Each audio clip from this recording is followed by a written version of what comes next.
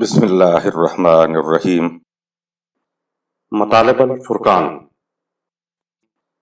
سورہ عباسہ نمبر 80۔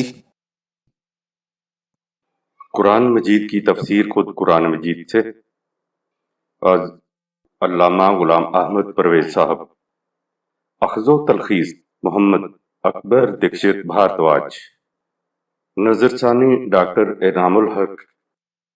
سورہ عباسہ نمبر 80 مکی۔ بسم اللہ الرحمن الرحیم۔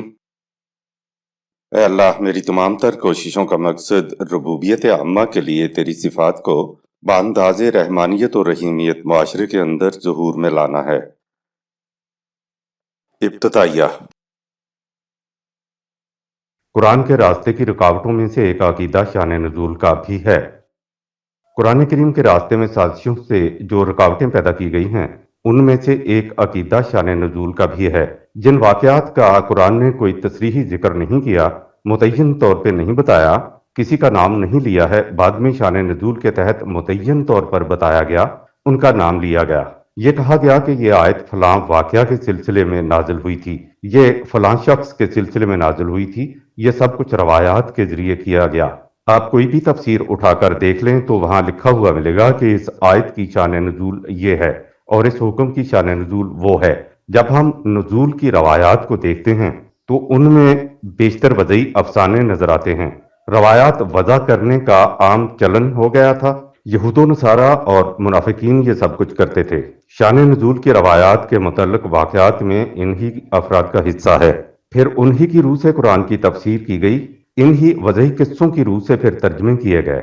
قرآن نے ہر دور کے انسان پر تدبر، غور و فکر، عقل و شعور کو استعمال کرنا فرض قرار دیا ہے۔ قرآن کسی زمانے یا خاص اشخاص کے لیے نہیں ہے، یہ تو قیامت تک کے لیے ہم سب کی رہنمائی کے لیے ہے۔ لہٰذا ہر ایک پر فرض ہے کہ قرآن پر تدبر کرے۔ قرآن نے اور آپ کے غور و فکر نے جو کچھ کہا ہے اس کو قبول کر لو، چاہے وہ پہلے سے چلے آئے مفہوم سے مختلف ہی کیوں نہ ہو، اور جو خلاف قرآن نظر آئے اس کو مسترد کر دیجئے، چاہے وہ کسی بڑے سے بڑے امام یا فقہ کی طرف سے بھی کیوں نہ ہو۔ احادیث کے سلسلے میں مسلک یہ ہونا چاہیے کہ ہر وہ حدیث نبی اکرم صلی اللہ علیہ وسلم کی نہیں ہو سکتی جو قرآن کے خلاف ہے، ناموس رسالت کی عظمت کے خلاف ہے، صحابہ کرام رضوان اللہ علیہم کے خلاف ہے۔ اللہ تعالیٰ کے پروگرام یا مشیت کے مطابق وحی کا سلسلہ قرآن پر ختم ہوا، نبوت نبی اکرم صلی اللہ علیہ وسلم کی ذات اقدس پر ختم ہوئی۔ خدا نے دین کو ایسا مکمل کر دیا کہ تمام نوع انسانی کے لیے ابدی طور پر دین سے متعلق مزید رہنمائی کی ضرورت نہ رہے۔ جب خدا کی مشیت نے دیکھا کہ اس کے بعد مزید حکم، قانون، اصول، قدریں یا رہنمائی کی ضرورت نہیں ہے تو نبوت کے سلسلے کو ختم کر دیا۔ گویا مشیت خداوندی کے ایک پروگرام کے مطابق یہ ضابطۂ ہدایت نازل ہوا۔ جو کچھ قیامت تک انسان کو دینا تھا اس کو دے کر ضابطے کو مکمل کر دیا۔ قرآن کے ساتھ کسی قسم کی شان نزول بھی خدا نے نازل نہیں کی، لیکن رسول اللہ صلی اللہ علیہ وسلم کے 250 تا 300 سال بعد شان نزول کا عقیدہ پیدا کیا گیا کہ فلاں واقعہ اس طرح ہوا تھا یا فلاں نے فلاں کے ساتھ یہ کیا تھا تو اس پہ یہ آیت نازل ہوئی تھی۔ مثلا بیویاں بلا حجاب باہر نہ نکلا کریں تو حضرت عمر رضی اللہ تعالی عنہ 581 تا 644 عیسوی نے رسول اللہ صلی اللہ علیہ وسلم سے شکایت کی کہ اس طرح فتنہ پرور لوگوں کو فتنہ برپا کرنے کا موقع مل جاتا ہے، ان کو باپردہ نکلنا چاہیے، تو عین اسی وقت پردے کے احکام نازل ہوئے۔ یہ تو محض ایک مثال تھی، ورنہ اکثر آپ کو یہی ملے گا کہ اس آیت کی شان نزول یہ ہے اور اس آیت کی شان نزول وہ ہے۔ اس عقیدے کی روح سے بات یہ ہوئی کہ اگر فلاں واقعہ نہ ہوا ہوتا تو وہ آیت بھی نہ اترتی، یعنی خدا نے اپنے کسی خاص پروگرام کے تحت رہنمائی نہیں دی، بلکہ دنیا میں انسانوں نے آپس میں واقعات کیے تو ان واقعات و معاملات کی وجہ سے خدا کی طرف سے یہ احکام آئے۔ اگر وہ واقعات نہ ہوئے ہوتے تو یہ احکامات بھی نازل نہ ہوتے۔ یہ تو لوگوں کے آپس کے واقعات نے خدا کو مجبور کر دیا کہ واقعات کے طے کرنے کے لیے احکامات نازل کرے۔ اگر وہ واقعات نہ ہوتے تو احکامات پر مبنی وحی بھی نازل نہ ہوتی۔ یہ تو آپس کے واقعات تھے جن کو طے کرنے کے لیے خدا نے وحی کی۔ قرآن نے سابقہ اور انبیاء گزشتہ کے جتنے واقعات بیان کیے ہیں ان کا مقصد تاریخ نویسی نہیں ہے، بلکہ ان بیان کردہ واقعات میں وہ ابدی احکام، ہدایات، اقدار اور دین کا سارا مقصود دیا گیا ہے۔ یہ سارا کچھ قرآن نے خود کر دیا اور ان کے واقعات بھی بیان کر دیے، ان امتوں کے احوال و قواف بھی بیان کر دیے، انبیاء کرام کی سرگزشتیں بھی دے دیں۔ سابقہ امم اور انبیاء کرام کے احوال کو اس لیے بیان کیا گیا کہ ان کے ساتھ یہ سارے احکام و اقدار وابستہ تھیں۔ اب جو بات خدا نے خود کسی چیز کے متعلق کچھ نہیں کہا تو عقیدہ شان نزول والوں نے واقعات کو خود گھڑا اور کہہ دیا کہ فلاں فلاں احکام اس وجہ سے نازل ہوئے تھے۔ ان کے موقف کے مطابق اگر واقعات نہ ہوئے ہوتے تو وحی کے ذریعے احکامات بھی نازل نہ ہوتے، تو قرآن پھر آدھا رہ جاتا۔ اگر ایسا سمجھا جائے تو پھر وحی کے احکام صرف نبی اکرم صلی اللہ علیہ وسلم کے دور کا احاطہ کرتے ہیں، جبکہ واقعہ یہ ہے کہ واقعات نے تو قیامت تک ہوتے رہنا ہے۔ اگر نبی اکرم صلی اللہ علیہ وسلم کچھ عرصہ مزید زندہ رہتے تو کیا قرآن کے حجم میں اضافہ ہو جاتا، یا آپ صلی اللہ علیہ وسلم کی عمر کم ہوتی تو کیا قرآن کریم کا حجم کم ہو جاتا؟ نبوت کا سلسلہ اب ختم ہو چکا، اور جو چیزیں خدا کی طرف سے وحی کے نزول کا موجب بنا کرتی تھیں ان واقعات نے تو قیامت تک ہوتے رہنا ہے۔ مگر اب تو وحی کی رہنمائی نے نہیں آنا، تو اب کیا ہوگا؟ یہ ایک بہت بڑا سوال ہے۔ سازشوں کی گنجائش نکالنے کے لیے عقیدہ شان نزول بہت بعد میں گھڑا گیا۔ عقیدہ شان نزول نے قرآن، وحی کا مقصد، دین کی اکملیت، ختم نبوت پر یہ اثر ڈالا کہ جو قرآن میں رہنمائی ہے اس کو رسول اللہ صلی اللہ علیہ وسلم کے دور میں واقع ہونے والے واقعات تک محدود کر کے رکھ دیا۔ ان کی بات اگر تسلیم کی جائے تو پھر قرآن ان واقعات میں محصور اور محدود ہو کر رہ جائے گا، اور فہم قرآن ان واقعات کے اوپر مبنی ہو جائے گا۔ یہ واقعات قرآن میں نہیں بلکہ رسول اللہ صلی اللہ علیہ وسلم کے 200 تا 250 سال بعد روایات کے جامعین کی کتابوں میں درج ہیں، اور یہ جامعین سارے کے سارے ایرانی تھے۔ انہوں نے یہ واقعات اپنی کتابوں میں درج کیے اور قرآن کی رہنمائی کو ان واقعات کے ساتھ پابند کر دیا جن کی صحت پر خود بہت بڑے سوالات ابھرتے ہیں۔ دراصل اس عقیدہ کے تحت بڑی بڑی سازشوں کی گنجائش نکل آئی ہیں۔ مثلاً قرآن میں موجود واقعہ افق کو روایات کی روح سے حضرت عائشہ رضی اللہ تعالی عنہا کی طرف منسوب کر دیا گیا ہے۔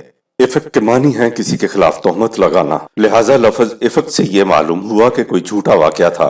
قرآن نے کسی کا نام نہیں لیا تو پھر اس کو حضرت عائشہ رضی اللہ تعالی عنہا سے کیوں منسوب کیا گیا؟ قرآن تو کہہ رہا ہے کہ یہ لوگ جنہوں نے تہمت تراشی کی تھی یہ ایک گروہ ہے، ان کا ایک سرگنہ بھی ہے جس کے متعلق کہا گیا وہ دوسروں سے زیادہ سخت سزا کا مستوجب ہوگا۔ سورہ 24 آیت نمبر 11۔ اب اگلی ہی آیت میں جو رہنمائی قرآن نے دینا تھی وہ آئی کہ جب کوئی خبر تم تک آئے تو اس پہ اعتماد نہ کر لیا کرو اور نہ ہی اسے آگے پھیلایا کرو۔ اس کی تحقیق کرنے کے لیے حکومت کے متعلقہ آفیسر کی طرف اس کو بھیج دیا کرو تاکہ وہ تحقیق کرے، خود خبر کو لے کر نہ دوڑ پڑا کرو، اس سے معاشرے میں فتنہ پھیلتا ہے۔ سورہ 24 آیت 12۔ یہ احکام قرآن میں موجود ہیں۔ واقعہ افق کی اگلی آیت میں ہے کہ جب تم نے اس بات کو سنا تھا تو تم نے مومن مردوں اور مومن عورتوں کا سا طرز عمل کیوں نہ اختیار کیا، اور اپنے لوگوں کے متعلق جن کے خلاف یہ بات کہی جا رہی تھی حسن ظن سے کام کیوں نہ لیا۔ پہلے رد عمل کے طور پر لوگوں سے کہہ دیتے کہ یہ تو صریح تہمت نظر آتی ہے۔ سورہ 24 آیت 12۔ اس سے آگے ہے کہ جب تم نے اسے سنا تھا تو تمہیں کہنا چاہیے تھا کہ ہمارے لیے قطعاً یہ زیبا نہیں کہ ہم یوں ہی اس چیز کو پھیلا دیں کہ سنی اور لے دوڑیں۔ سورہ 24 آیت 16۔ اس کے برعکس تمہیں کہنا چاہیے تھا کہ یوں تو معصوم خدا کی ذات ہے لیکن یہ سراسر بہتان نظر آتا ہے۔ سورہ 24 آیت 16۔ یہ آیات ہیں اور ان آیات میں کسی خاتون کا ذکر نہیں ہے۔ مقصد ان آیات کا وہ ابدی اصول و احکام ہیں جو ان میں دے دیے گئے ہیں۔ دیکھا آپ نے کہ نام کی قطعاً ضرورت محسوس نہیں ہو رہی، ہمیں تو بس ابدی اصول و احکام سے سروکار رکھنا چاہیے۔ تہمت لگنے کے بعد حضرت عائشہ رضی اللہ تعالی عنہا کی وضعی روایات کی روح سے کیفیت اور رسول اللہ صلی اللہ علیہ وسلم کا اسوہ مبارک۔ روایات کے مطابق تہمت لگنے کے بعد حضرت عائشہ رضی اللہ تعالی عنہا بیمار ہو کر بالکل قریب المرگ ہو گئیں۔ حضرت عائشہ رضی اللہ تعالی عنہا کہتی ہیں کہ میری عصمت کی گواہی خود خدا نے دی ہے، اور رسول اللہ صلی اللہ علیہ وسلم سے شکایت کی کہ تم نے تو یقین کر لینے میں کوئی کسر نہ چھوڑی تھی۔ یہ افسانہ بڑی تفصیل سے روایات میں درج ہے۔ آپ دیکھیں افسانہ نگار حضرت عائشہ رضی اللہ تعالی عنہا کے خلاف ایک بہتان تراشتا ہے، لیکن یہ نہیں سوچا کہ اس سے رسول اللہ صلی اللہ علیہ وسلم کے متعلق کیسا تصور قائم ہوتا ہے۔ قرآن میں ہے کہ جب ایسی کوئی خبر آئے تو تمہارا پہلا رد عمل یہ ہونا چاہیے کہ یہ تو بہتان عظیم ہے، اور اس کے بعد تحقیق کیا کرو۔ لیکن رسول اللہ صلی اللہ علیہ وسلم تحقیق نہیں کر رہے ہیں، بلکہ تہمت پر یقین کر کے حضرت عائشہ رضی اللہ تعالی عنہا کو میکے بھیج دیتے ہیں۔ قرآن نے سورہ نور میں تہمت تراشنے والوں سے کہا کہ 4 گواہ لاؤ، وہ ایسا نہ کر سکیں تو ان کو سزا دو۔ بہتان کے بارے میں یہ احکام قرآن میں موجود ہیں، مگر رسول اللہ صلی اللہ علیہ وسلم روایات کے مطابق احکام 4 گواہ کی تعمیل نہیں کرتے۔ اس کے بعد یہ سوچ لیجئے کہ یہ سازشی افسانہ نگار آپ کو کس نتیجے پر پہنچانا چاہتا ہے کہ معاذ اللہ بیوی سے متعلق ایسا ہی ہوا تھا۔ روایات کے مطابق رسول اللہ صلی اللہ علیہ وسلم نے یہ کہنے کی ضرورت بھی نہ سمجھی کہ یہ بہتان ہے، اور نہ ہی تحقیق کی ضرورت محسوس کی۔ افسانہ نگار نے سوچا ہی نہیں کہ نشتر کی زد محمد صلی اللہ علیہ وسلم پر پڑ رہی ہے۔ حضرت عائشہ رضی اللہ تعالی عنہا 1 ماہ تک روتی رہیں، اور اس عرصہ میں تحقیق نہیں کرائی گئی۔ اب حضور صلی اللہ علیہ وسلم کا اسوہ حسنہ ہمارے لیے تو قیامت تک کے لیے ایک نمونہ ہے۔ ان روایات کی روح سے ہمارے سامنے کیا اسوہ سامنے آتا ہے کہ جب تہمت تراشی ہو تو قرآن کہہ رہا ہے کہ پہلے رد عمل کے طور پر اس کو بہتان عظیم کہو اور پھر تحقیق کرو۔ لیکن بخاری نے اسوہ حسنہ وہ بیان کیا جو اوپر درج ہوا، یعنی کوئی تحقیق نہیں، کوئی پوچھ گچھ نہیں، اور بیوی کو میکے بھیج دو۔ ایک اور مشکل یہ آ گئی کہ رسول اللہ صلی اللہ علیہ وسلم نے تو واقعہ کو وحی کے ذریعے جھوٹا جانا، اب ہم پر تو وحی آئے گی نہیں، لہٰذا اب ہم نے بیوی کو میکے بھیجا تو وہ تو گئی، اس کی عصمت کی گواہی کہاں سے آئے گی؟ دیکھ لیا آپ نے، شان نزول میں اس قسم کے افسانے بیان کیے ہوئے ہیں۔ افسانہ نگار مسلمان ہوتے تو کیا وہ ایسی مذموم روایات گھڑتے؟ افسانہ نگاروں کو احساس نہیں ہوا کہ ناموس رسالت کسے کہتے ہیں۔ حضرت عائشہ رضی اللہ تعالی عنہا ام المومنین ہیں، انہیں اپنی ماں کے متعلق خیال نہیں آیا کہ ہم کیا کہہ رہے ہیں اور قرآن نے کیا کہا ہوا ہے کہ تمہارا رد عمل یہ ہونا چاہیے کہ یہ تو سراسر بہتان ہے۔ قرآن نے تحقیق کرنے کا حکم دیا، گواہ مانگے، اور یہ کہ جب تک جرم ثابت نہ ہو جائے ملزم بری الذمہ ہوتا ہے۔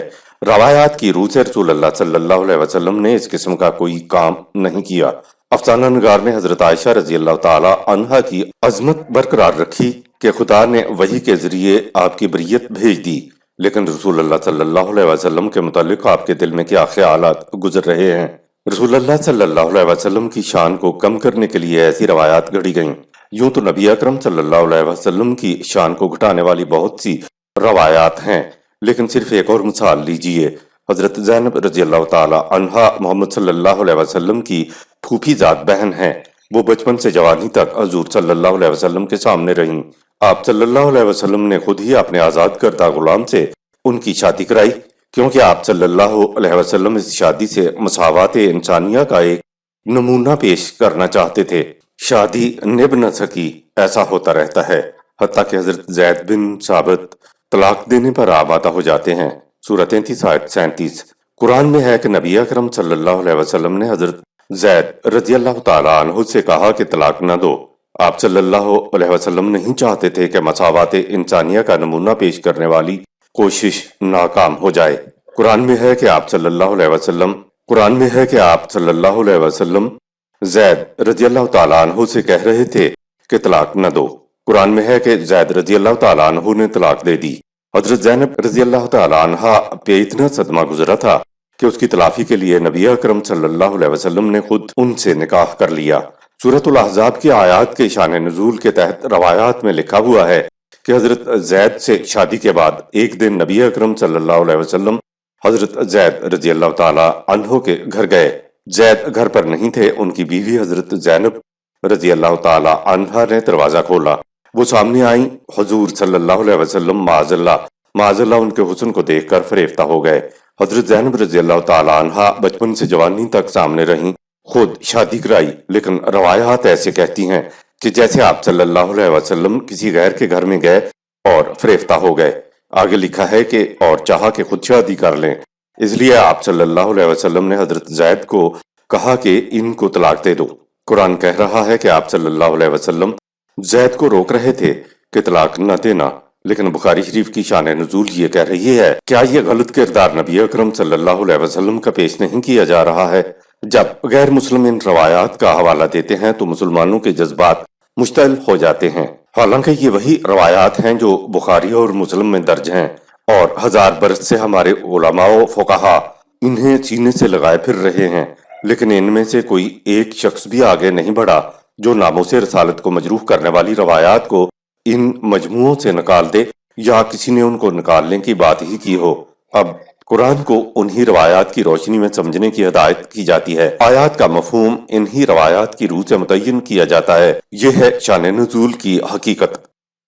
قرآن اپنی وضاحت کے لیے خود مکتفی ہے، اسے سمجھنے کے لیے کسی خارج از قرآن مواد کی ضرورت نہیں ہے۔ قرآن نے بڑی تحدی کے ساتھ کہا کہ ان لوگوں سے پوچھو کہ کیا خدا کی یہ کتاب تمہارے لیے کافی نہیں ہے؟ مذہبی پیشوائیت سینے پہ ہاتھ مار کے کہتی ہے کہ یہ بالکل کافی نہیں ہے، یہ مجمل ہے، یہ ناقص ہے، یہ تشنا ہے۔ اس کی کمی کو پورا کرنے کے لیے یہ روایات بتائی جاتی ہیں جو ایک دور میں خاص مقاصد کے تابع گھڑی گئی تھیں۔ قرآن کریم میں محمد صلی اللہ علیہ وسلم کے علاوہ صرف حضرت زید رضی اللہ تعالی عنہ اور ابو لہب کا نام آیا ہے۔ زید رضی اللہ تعالی عنہ سے حضور صلی اللہ علیہ وسلم نے کہا، امسک علیہ کا زوجہ کا، سورہ 33 آیت نمبر 37، طلاق نہ دو، اپنی بیوی کو بیوی بنا کر رکھو۔ لیکن شان نزول والی روایات کہتی ہیں کہ حضور صلی اللہ علیہ وسلم معاذ اللہ فریفتہ ہو گئے تھے۔ اب اگر کوئی کہتے کہ میری غیرت گوارا نہیں کرتی کہ میں حضور صلی اللہ علیہ وسلم کی طرف ان روایات کو منسوب کروں تو اس کے خلاف کفر کا فتویٰ لگا دیا جاتا ہے، کیونکہ یہ عقیدہ ہے کہ بخاری کی کسی ایک حدیث کا انکار کرنے سے انسان دائرہ اسلام سے خارج ہو جاتا ہے۔ قرآن کے خلاف روایت جاتی ہے تو جائے، ناموس رسالت داغدار ہوتی ہے تو ہوتی رہے، لیکن بخاری کی کسی روایت کو غلط نہ کہا جائے۔ کیا بخاری اور مسلم کا مقام حضور صلی اللہ علیہ وسلم سے بلند ہے؟ قرآن کو سمجھنے کے لیے دراصل روایات کی کوئی ضرورت نہیں۔ قرآن اپنے مطالب و مقصود کو واضح کرنے میں خود مکتفی ہے۔ سورج دیکھنے کے لیے کسی چراغ کی ضرورت نہیں ہوتی۔ قرآن نے خود کہا ہے کہ انسانی علم، عقل، شعور، فہم اور فراست قرآن سمجھنے کے لیے کافی ہے۔ خارج از قرآن سارا مواد وضع کردہ اضافے ہیں، حالانکہ قرآن مکمل دین ہے، نور ہے، روشنی ہے، خود مکتفی ہے۔ روایات کی روح سے سورت عبسہ کا شان نزول، اس صورت میں عبسہ وتولی ان جاءہ الاعمی، سورہ 80 آیت 1 کا مفہوم شان نزول کی روح سے یہ دیا جاتا ہے کہ رسول اللہ صلی اللہ علیہ وسلم کی پیشانی شکن آلود ہو گئی، آپ نے تیوری چڑھائی، منہ بسورا اور ایک غریب اندھے کا محفل میں آ جانا ناگوار گزرا کہ یہ کیوں آ گیا ہے۔ قرآن نے آنے والے کا نام نہیں بتایا اور نہ یہ بتایا کہ یہ کس کی پیشانی پر بل آئے تھے۔ اس کو تصریف آیات کی روح سے سمجھنا ہوگا کہ کس کی پیشانی پر بل آئے اور کس نے منہ بسورا تھا۔ قرآن نہیں بتاتا بلکہ شان نزول بتاتا ہے کہ نبی اکرم صلی اللہ علیہ وسلم رؤسائے قریش کی ایک محفل میں بیٹھے ہوئے انہیں واضح و تلقین فرما رہے تھے کہ اتنے میں ایک اندھا اور غریب صحابی جس کا نام بھی روایات میں دیا ہوا ہے آ گیا اور آ کر بیٹھ گیا۔ اندھے صحابی کی یہ بات حضور صلی اللہ علیہ وسلم کو بڑی ناگوار گزری اور پھر چہرے کی وہ ساری کیفیت ہوئی جو اوپر درج کی گئی ہیں۔ افسانہ نگار ایک غریب اندھے صحابی سے متعلق رسول اللہ صلی اللہ علیہ وسلم کا برتاؤ اور سلوک شان نزول کے تحت بتا رہے ہیں۔ ان لوگوں نے تصریف آیات کے ذریعے قرآن سے پوچھا ہی نہیں کہ ایسے غریب غربا اور کمزوروں کے ساتھ سابقہ انبیاء کا کیا برتاؤ رہا۔ اگر یہ پوچھ لیتے تو شان نزول کی ضرورت ہی نہ رہتی۔ حضرت نوح علیہ السلام کے تقریباً سارے ساتھی غریب غربا تھے جنہیں معاشرے میں کمین کہا جاتا تھا۔ دوسری طرف مخالفین میں بڑے بڑے سردار تھے جنہوں نے حضرت نوح علیہ السلام سے دعوت قبول کرنے کی یہ شرط لگائی کہ پہلے ان کمین لوگوں کو دور کرو تو پھر ہم تیری دعوت قبول کریں گے اور تیرا ساتھ بھی دیں گے۔ حضرت نوح علیہ السلام نے فرمایا کہ یہاں دولت، حشمت اور عزت و وقار معیار نہیں ہے، یہاں معیار ایمان اور خلوص ہے۔ جو اس طرح آئے گا وہ معزز اور مکرم ہے۔ یہ پہلا نبی تھا۔ اس کے بعد تمام انبیاء کی یہی روش رہی اور قرآن کی بھی انسانیت کی مساوات کی یہی تعلیم ہے۔ نبی اکرم صلی اللہ علیہ وسلم کے لیے تو قرآن نے کہا اِنَّکَ لَعَلَىٰ خُلُقٍ عَظِیمٍ، سورہ 68 آیت نمبر 4۔ بلا شبہ تو خلق عظیم کا حامل ہے۔ قرآن یہ سرٹیفکیٹ دے رہا ہے اور شان نزول بتا رہا ہے کہ ایک غریب اندھا محفل میں آ گیا تو حضور صلی اللہ علیہ وسلم کا برتاؤ یہ تھا کہ رسول اللہ صلی اللہ علیہ وسلم کی پیشانی مبارک شکن آلود ہو گئی۔ آپ نے تیوری چڑھائی، منہ بسورا اور ایک غریب اندھے کا محفل میں آ جانا ناگوار گزرا کہ یہ کیوں آ گیا ہے۔ معاذ اللہ معاذ اللہ، حضور کا یہ برتاؤ اور اخلاق نہیں ہو سکتا۔ اس آیت کی شان نزول مسترد کیے جانے کے قابل ہے۔ آیت نمبر 1-2۔ عبس وتولى أن جاءه الأعمى۔ اے قریش کے سردار، نظام خداوندی کی طرف دعوت دینے والا محمد صلی اللہ علیہ وسلم بھلا کیوں اس بات پر تیوری چڑھائے اور منہ بسورے کہ اس کے پاس ایک غریب اور اندھا ہدایت حاصل کرنے کے لیے آ گیا ہے۔ حوالے: سورہ 6 آیت 52، سورہ 8 آیت 62 تا 64، سورہ 11 آیت 27، سورہ 18 آیت 28، سورہ 26 آیات 111 تا 116۔ تصریف آیات کی روح سے معلوم کرتے ہیں کہ ماتھے پر تیوری کس کے چڑھی اور کس نے منہ بسورا تھا۔ مروجہ ہر تفسیر میں سورہ 80 آیات 1 تا 6 کے متعلق آپ کو ملے گا کہ رسول اللہ صلی اللہ علیہ وسلم کی پیشانی شکن آلود ہو گئی، آپ نے تیوری چڑھائی، منہ بسورا اور ایک غریب اندھے کا محفل میں آ جانا ناگوار گزرا کہ یہ کیوں آ گیا ہے۔ سورہ 80 آیات 1-2۔ آگے تفاسیر بتاتی ہیں کہ خدا نبی اکرم صلی اللہ علیہ وسلم سے کہہ رہا ہے، تجھے کیا پتا ہے کہ یہ جو اندھا آیا ہے یہ تیری دعوت سے کتنا فائدہ اٹھا جائے، اس کے اخلاق سنور جائیں، اس کی ذات میں نشو و نما ہو جائے، اور ویسے ہی اگر یہ سمجھ سوچ کر اس کے اوپر عمل کرے تو اس کو بہت فائدہ ہو جائے۔ تمہیں اس چیز کا کیا پتا ہے؟ سورہ 80 آیات 3-4۔ آگے تفاسیر کہتی ہیں کہ یہ سردار جو مستغنی ہیں، جو پرواہ نہیں کرتے لیکن مال و دولت والے ہیں، تو ان کے پیچھے لگا ہوا ہے کہ یہ کسی طرح سے مسلمان ہو جائے، اور یہ جو غریب آیا ہے آپ نے اس کی پرواہ نہیں کی، تمہارے ماتھے پر شکن پڑ گئے۔ آپ سمجھ رہے ہیں نا کہ یہ کس ذات اقدس کے متعلق کہا جا رہا ہے۔ قرآن نے آنے والے کا نام نہیں بتایا اور نہ یہ بتایا کہ یہ کس کی پیشانی پر بل آئے تھے۔ اس کو تصریف آیات کی روح سے سمجھنا ہوگا کہ کس کی پیشانی پر بل آئے اور کس نے منہ بسورا تھا۔ روایات بتاتی ہیں کہ نبی اکرم صلی اللہ علیہ وسلم رؤسائے قریش کی ایک محفل میں بیٹھے ہوئے انہیں واضح و تلقین فرما رہے تھے۔ اتنے میں ایک اندھا اور غریب صحابی جس کا نام بھی روایات میں دیا ہوا ہے آ گیا اور آ کر بیٹھ گیا۔ اندھے صحابی کی یہ بات حضور صلی اللہ علیہ وسلم کو بڑی ناگوار گزری، اور پھر چہرے کی وہ ساری کیفیت ہوئی جو اوپر درج کی گئی ہے۔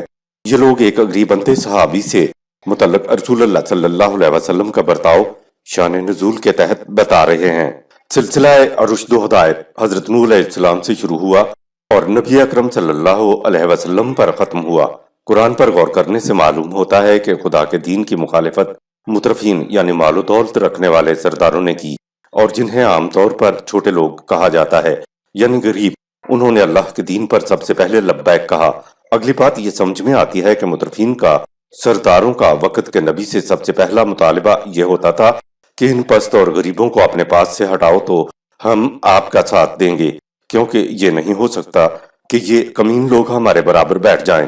تیسری بات یہ سامنے آتی ہے کہ خدا نے انبیاء سے کہلوایا کہ میری اس دعوت میں تو مساوات انسانیہ ہے، یہاں مال و دولت سے کوئی غرض نہیں، اور یہ کہ مجھے اس سے کوئی واسطہ نہیں ہے کہ یہ لوگ کیا کام کاج کرتے ہیں۔ مجھے تو اس سے غرض ہے کہ خلوص دل سے، سلیم قلب سے میری طرف کون آتا ہے، کون میری دعوت پر غور و فکر کرتا ہے، کون اس کو قبول کرتا ہے۔ میرے نزدیک تو سب انسان یکساں ہیں۔ سارے قرآن میں یہ بات چلی آ رہی ہے۔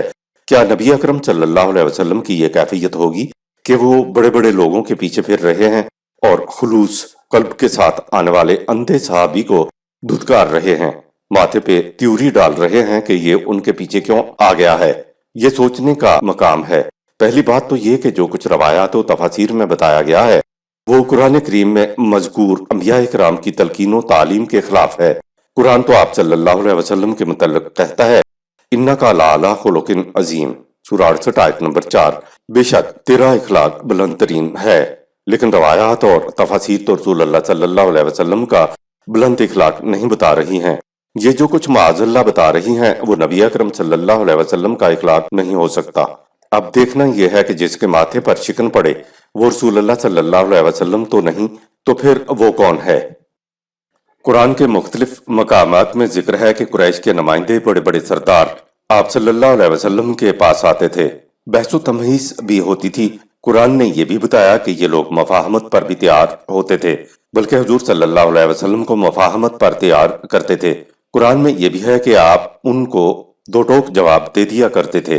خدا نے بھی آپ صلی اللہ علیہ وسلم کو مفاہمت سے منع کر رکھا تھا، کیونکہ حق تو مفاہمت کر ہی نہیں سکتا۔ سورہ المدثر میں ہے کہ رسول اللہ صلی اللہ علیہ وسلم کے پاس ایک سردار آیا۔ اس کی کیفیت یہ بتائی کہ اس کے پاس مال و دولت ہے، بہت بڑا جتھا اور بہت بڑا اس کا قبیلہ بھی ہے، جس کی وجہ سے اس میں گھمنڈ، تکبر و غرور بھی ہے۔ اس کے دل میں قوانین خداوندی کے خلاف بڑی دشمنی ہے۔ حضور نے جو کچھ اس کے سامنے پیش کیا، اس نے اس پر کچھ سوچا، پھر رسول اللہ صلی اللہ علیہ وسلم کی دعوت کا اندازہ لگایا کہ اگر تسلیم کر لیا جائے تو ہماری کیا حالت ہوگی۔ اس نے جو فیصلہ کیا اس پر قرآن نے کہا کہ اس نے کیسا غلط اندازہ لگایا کہ جس سے تباہیوں اور بربادیوں کے سوا کچھ حاصل نہ ہو۔ یہ وہی فیصلہ تھا کہ سب سے پہلے ان کمین اور پست و غریب لوگوں کو اپنے پاس سے ہٹاؤ۔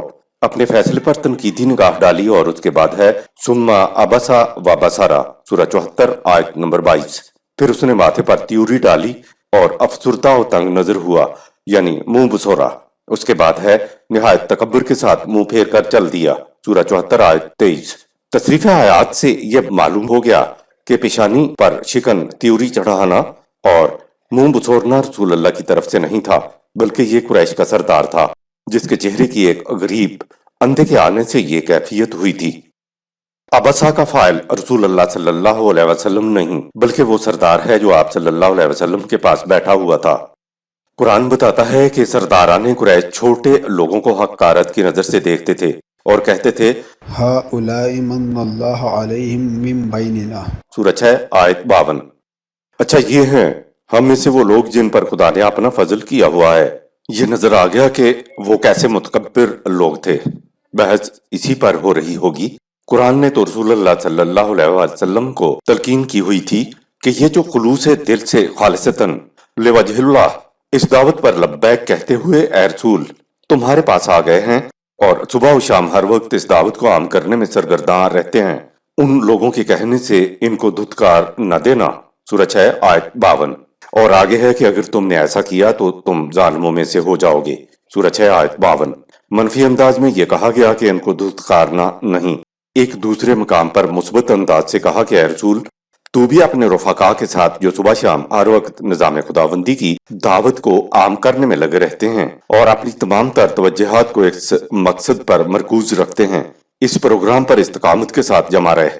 ایسا کبھی نہیں ہونا چاہیے کہ تو دنیاوی مفاد عاجلہ کی کشش و جاذبیت کے پیچھے لگ کر ان لوگوں سے اپنی نگاہیں پھیر لے۔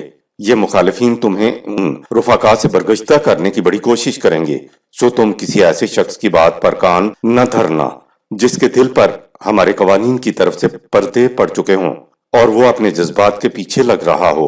ایسے شخص کا معاملہ حد سے گزر چکا ہوتا ہے، سورہ 18 آیت نمبر 28۔ بات دراصل واضح ہی تصریف آیات سے ہوتی ہے۔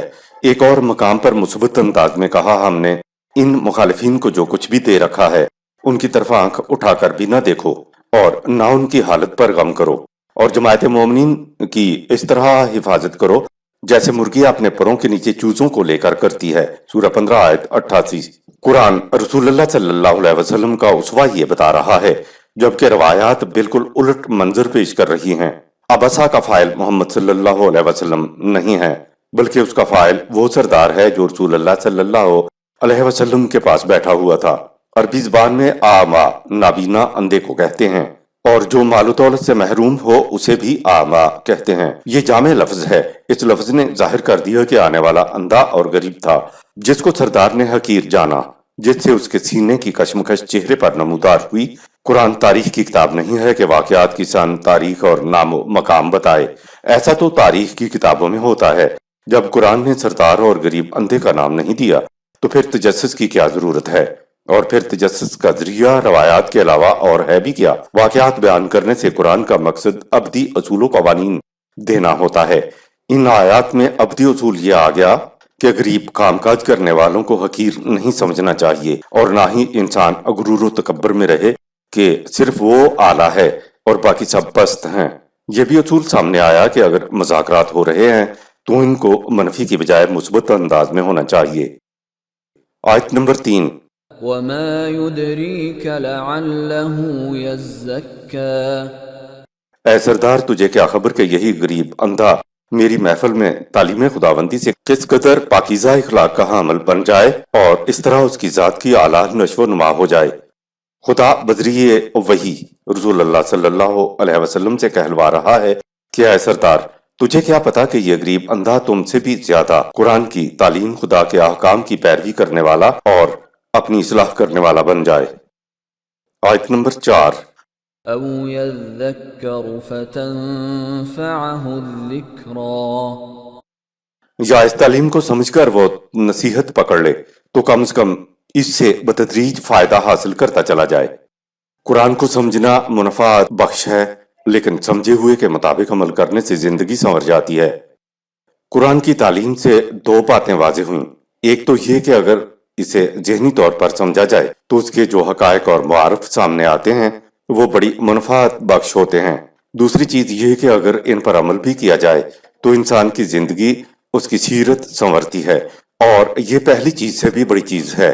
یہاں قرآن نے رسول اللہ صلی اللہ علیہ وسلم کی زبان مبارک سے قریش کے سردار کو یہ کہلوایا ہے کہ فرض کرو کہ وہ غریب اندھا صرف ذہنی طور پر ہی تعلیم کو سمجھ لے تو اس کے لیے بہت فائدہ مند ہوگا۔ یہ سمجھنے کے لیے آیا ہے، اس کے بعد اگر وہ اس فہم پر عمل بھی کرے گا تو اس کی زندگی سنور جائے گی۔ آیت نمبر 5. أما من استغنى اس اندھے کے برعکس اے رسول، ایسا شخص سردار جو اپنے آپ کو رشد و ہدایت سے مستغنی سمجھتا ہے اور جو آیت نمبر 6 فأنت له تصدى کہتا ہے کہ اسے تعلیم خداوندی کی نہ ضرورت ہے اور نہ ہی اس کی پرواہ، تو تجھے کیا پڑی ہے کہ ایسے شخص کے پیچھے اپنی جان کھپاتا پھرے۔ آیت نمبر 7. وما عليك ألا يزكى اگر ایسے شخص سردار کی اصلاح نہ ہو سکے تو تجھ پر تو اس سے کچھ الزام نہیں آ سکتا۔ آیت نمبر 8 تا 10. وأما من جاءك يسعى وهو يخشى فأنت عنه تلهى الزام تجھ پر تب آئے گا کہ ایک شخص قرآن سمجھنے کے لیے بھاگتا ہوا تیرے پاس آئے اور اسے غلط روش زندگی کے تباہ کن نتائج کا بھی خوف ہو اور وہ ان نتائج سے بچنا بھی چاہے اور تو اس سے بے رخی برتے، تلہا بے اتنائی، بے توجہی۔ آیت نمبر 11. كلا إنها تذكرة اے سردار غریبوں سے بے اتنائی برتنے والی تیری بات ہرگز تسلیم نہیں کی جائے گی۔ یہ واضح اور کھلی ہوئی کتاب ہدایت ہے، جو چاہے اپنے دل کی رضامندی کے ساتھ ہدایت حاصل کر لے۔ کلا میں تیری بات مان کر ان لوگوں سے بے اتنائی ہرگز نہیں کروں گا۔ انہا تذکراتن، قرآن کا ایک بنیادی اصول ہمارے سامنے آیا کہ یہ قرآن تو کھلا ہوا ضابطہ ہے، پوری انسانیت کے لیے ہے، انسان اور انسان میں کوئی فرق نہیں ہے۔ اب رسول اللہ صلی اللہ علیہ وسلم سردار سے کہہ رہے ہیں کہ تم چاہتے ہو کہ مالدار سرگنوں اور بڑے بڑے لوگوں کو اپنے قریب کر لوں اور ان غریبوں سے بے اعتنائی برتوں اور یوں انسان اور انسان میں تفریق کر دوں، تو یہ مجھ سے نہیں ہوگا۔ میں اس کتاب کی روشنی کو کسی پر بند نہیں کر سکتا۔ آیت نمبر 12. فمن شاء ذكره ہم نے اسے چھپا کر نہیں رکھا، جو چاہے اس کتاب کو پڑھ لے اور اس کے مطابق زندگی بسر کر کے اپنے ہی شرف و مجد کو خود بلند کر لے۔ فمن شاء، جو دل کی رضامندی سے کتاب سے فائدہ اٹھانا چاہے، بے دلی کے ساتھ اگر تم اس ضابطے کی طرف آئے تو اس کا تمہیں کوئی فائدہ نہیں ہوگا۔ آیت نمبر 13. في صحف مكرمة اس کتاب ہدایت کو ہم نے نہایت باعزت اوراق صحیفے میں لکھوا کر دے دیا ہے۔ آیت نمبر 14. مرفوعة مطهرة اس کتاب ہدایت میں فکر کی بلندی اور اخلاق کی پاکیزگی کی تعلیم دی گئی ہے۔ مرفوعتن، یہ کتاب ہر قسم کی آمیزش سے پاک اور مطہرتن بھی ہے۔ صحفن اور کتاب غیر مجلد اوراق کو نہیں کہا جاتا، نیز قرآن کے خلاف سازش۔ عربی میں کتاب اس وقت کہتے ہیں جب منتشر اوراق کو اکٹھا کر کے اس میں لوہے کا چھلا ڈال دیا جائے، یعنی اوراق کی جلد بندی کر لی جائے۔ الگ الگ منتشر اوراق کو صحف یا کتاب کہا ہی نہیں جاتا تھا۔ ذالک الکتاب سورہ 2 آیت 2 الفاظ پتہ دے رہے ہیں کہ قرآن رسول اللہ صلی اللہ علیہ وسلم کے دور میں مجلد تھا۔ قرآن کریم کے متعلق سازشوں سے ایک یہ بھی سازش یہ کہنا ہے کہ رسول اللہ صلی اللہ علیہ وسلم کے زمانے میں قرآن جمع ہی نہیں ہوا تھا، اور یہ کہ یہ تو ہڈیوں پر کھجور کے پتوں پر لکھا ہوا تھا، اور یہ کہ رجم کی 2 آیات صرف ایک جگہ کھجور کے پتوں پر لکھی ہوئی تھی۔ پتوں کو معاذ اللہ حضرت عائشہ رضی اللہ تعالی عنہا کی بکری کھا گئی، اور پھر وہ آیات کہیں نہیں ملی۔ یہود و نصارہ اور منافقین نے روایات گھڑ کر چکو ڈال دیے کہ صاحب حضور صلی اللہ علیہ وسلم کے زمانے میں تو قرآن کی یہ حالت تھی۔ چند روایات میں کہا گیا کہ قرآن حضرت ابوبکر صدیق رضی اللہ تعالی عنہ کے دور میں جمع ہوا۔ کچھ روایات کہتی ہیں کہ نہیں، یہ حضرت عمر رضی اللہ تعالی عنہ کے دور میں جمع ہوا۔ دیگر روایات کہتی ہیں نہیں، قرآن حضرت عثمان رضی اللہ تعالی عنہ نے جمع کیا اور ان کا جامع القرآن نام رکھ دیا۔ قرآن کو مجتبی بنانے کے لیے کتاب المصاحف کی روایات کہتی ہیں کہ جو قرآن حضرت عثمان رضی اللہ تعالی عنہ نے جمع کیا تھا اس میں بھی غلطیاں رہ گئی تھیں۔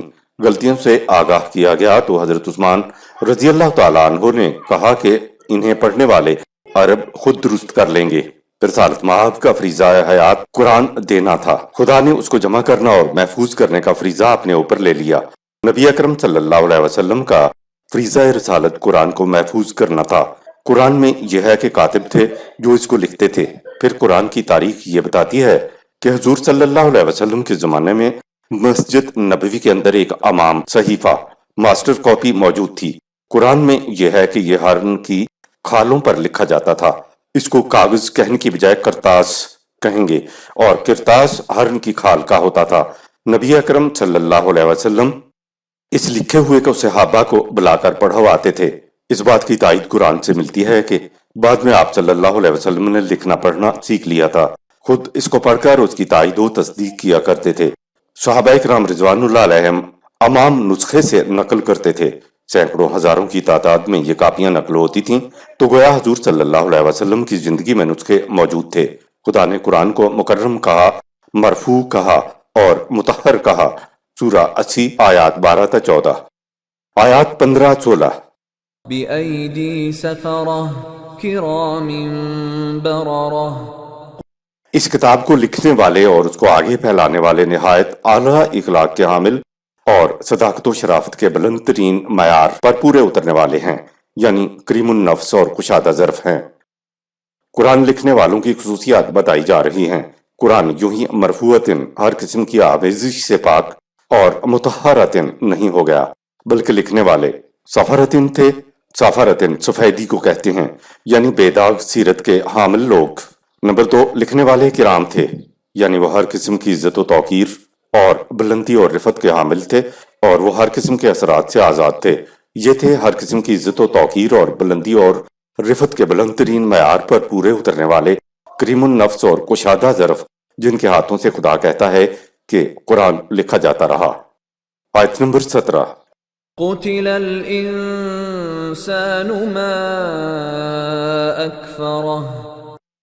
جو شخص اس قسم کی بلند اور پاکیزہ تعلیم کو ماننے سے انکار کرے تو اس سے زیادہ تباہ و برباد ہونے والا اور کون ہو سکتا ہے۔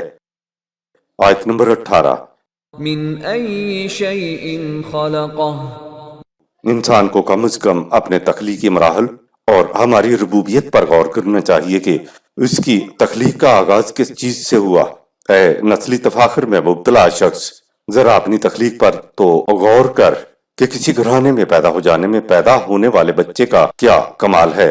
کیا کسی خاص گھرانے میں پیدا ہونے کے لیے کوئی بچہ تگ و دو کرتا ہے؟ نہیں نا، تو پھر کیوں نسلی تفاخر میں مبتلا ہوا جائے۔ آیت نمبر 19۔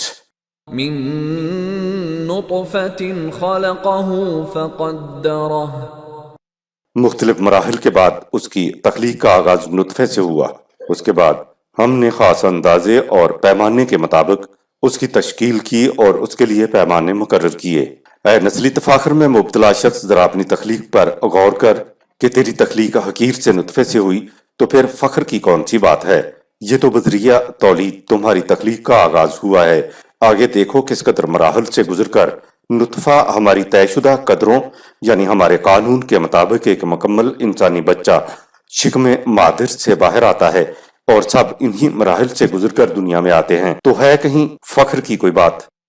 آیت نمبر 20۔ ثم السبیل یسرہ، پھر اس پر زندگی کی راہیں ذرائع علم عطا کر کے آسان کر دیں۔ سمت سبیلا یسرہ، زندگی کی راہیں آسان بنانے کی دو چیزیں ہیں۔ ایک تو خدا نے انسان کو عقل و شعور عطا کیا ہے، جس کے ذریعے انسان طبعی قوانین سے فائدہ اٹھا کر اپنی طبعی زندگی کی راہوں کو آسان بنا سکتا ہے۔ دوسری چیز خدا نے انسان کو وحی عطا کی تاکہ اس کی معاشی، معاشرتی، سیاسی و تمدنی زندگی آسان ہو جائے۔ اسی کے لیے کہا ہدینہ النجدین، سورہ 90 آیت نمبر 10۔ وحی کے ذریعے ہم نے انسان کو صحیح اور غلط دونوں راستے دکھا دیے۔ ان دونوں راستوں میں امتیاز اور تفریق کرنے کے لیے بصارت، سمع اور قلب عطا کر دیے ہیں۔ اب یہ کام انسان کا ہے کہ وہ خود فیصلہ کرے کہ اس نے کون سا راستہ اختیار کرنا ہے۔ آیت نمبر 21۔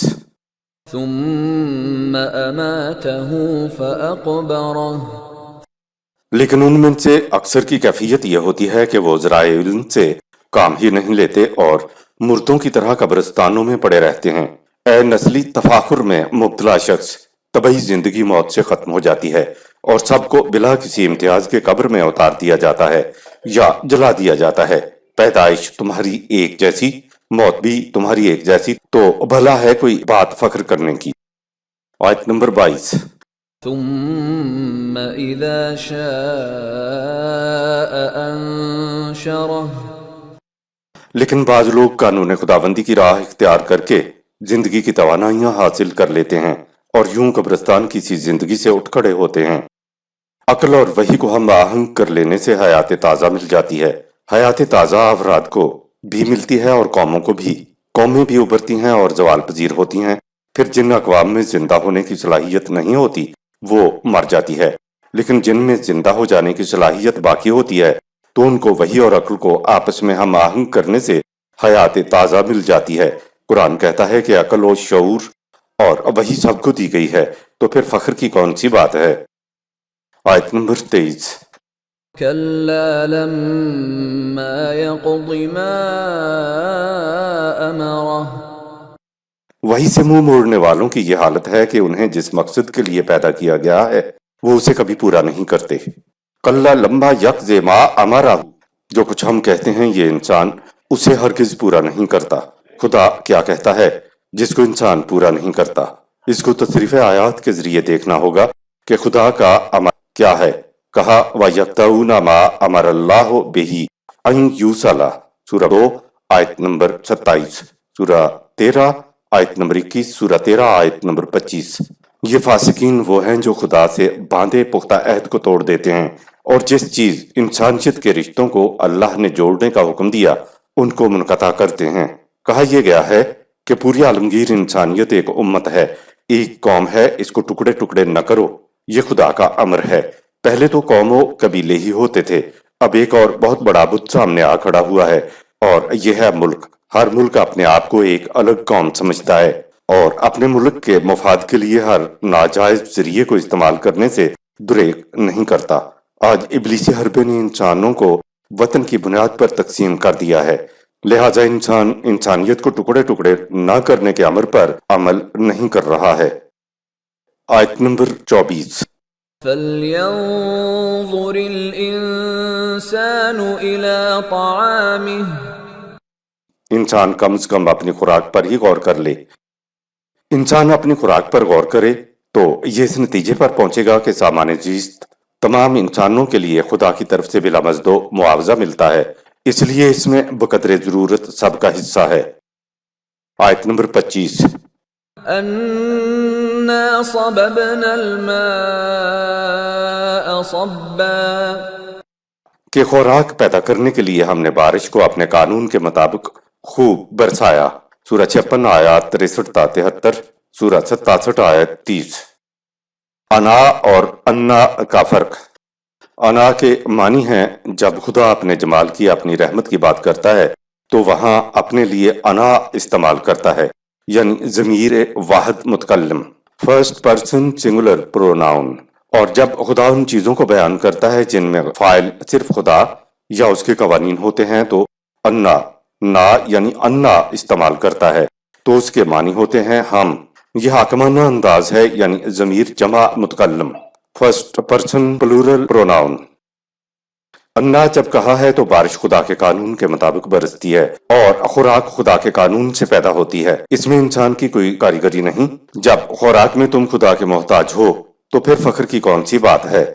خوراک پیدا کرنے میں تمہارا صرف اتنا حصہ ہے کہ تم نے قانون زراعت کے مطابق محنت کی، باقی سب کچھ تو خدا نے یا اس کے قانون نے کیا، لہٰذا پیداوار میں تمہارا حصہ بقدر محنت ہے، باقی کو ضرورت مندوں کی طرف لوٹا دو۔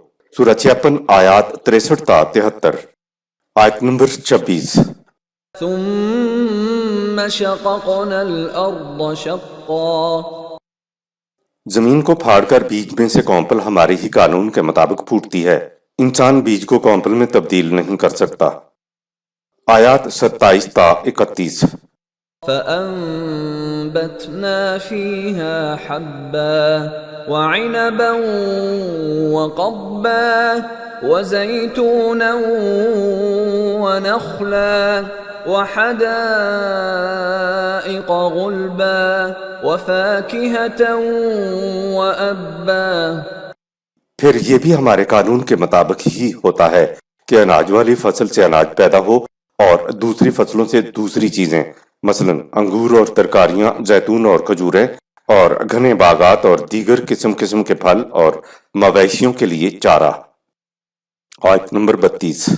متاعا لکم ولانعامکم، پانی سے یہ سب پیداوار تم سب اور تمہارے مویشیوں کے لیے سامان زیست کا کام دیتی ہے۔ آیت نمبر 33۔